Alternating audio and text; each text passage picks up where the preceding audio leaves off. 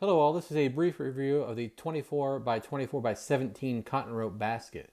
This is the extra large one, typically used for a toy bin or any other storage. As you can see, this is the beige color on the bottom half. It's of course a cotton rope all the way around. You have two handles that make it easy for carrying on the side. And we have storage in here, blankets, pillows, things like that, just kind of used at the foot of the bed. But wanted to have something a little bit nicer than a plastic bin for storing items, in this case, bedding materials, but could also be used for kids' toy bins or storage in a guest room, closet, things like that. But overall, we really like it. We do like the color as it blends well with the decor in the bedroom as well as the wood floors.